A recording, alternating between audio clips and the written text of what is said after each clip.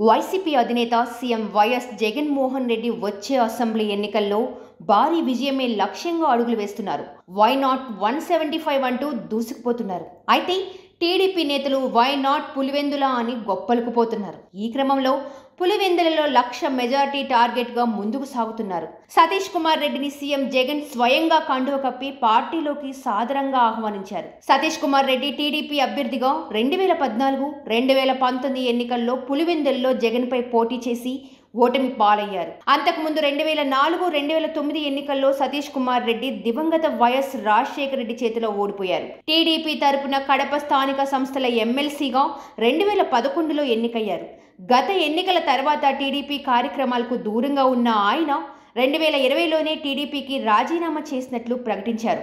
వచ్చే ఎన్నికల్లో పులివెందులలో మరింత మెజారిటీతో సీఎం జగన్ను గెలిపిస్తానని చెప్పుకొచ్చారు. అంతేకాక చంద్రబాబు నాయకత్వంలో టీడీపీ ప్రభావం కోల్పోతుందని, ఆయన పెద్ద అవకాశవాదని సతీష్ కుమార్ రెడ్డి విమర్శించారు. తెలుగుదేశం పార్టీని నారా లోకేష్ వ్యాపార సంస్థలా నడుపుతున్నారని ఆరోపించారు. 27 ఏళ్లు టీడీపీకి పనిచేశా, పులివెందుల్లో టీడీపీ బలోపేతానికి పాటుపడ్డాను. నా కష్టానికి ప్రతిఫలం ఇవ్వకుండా అవమానించారు. నాకు జరిగిన అవమానంతో 2020లోనే టీడీపీని వదిలి బయటికి వచ్చాను. 27 ఏళ్లు వైఎస్ కుటుంబంతో పోరాటం చేశా, ఇబ్బందులు పెట్టా.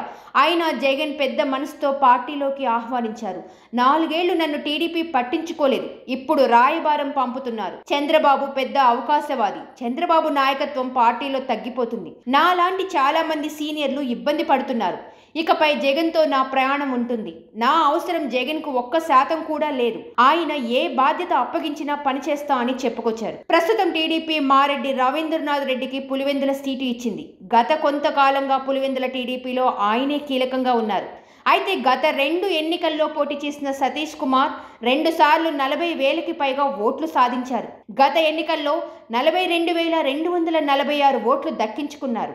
దీనితో జగన్ మెజార్టీ 90,000 దగ్గర ఆగిపోయింది. సతీష్ చేరికతో 1,00,000 మెజార్టీ ఖాయమని వైసీపీ బలంగా నమ్ముతుంది.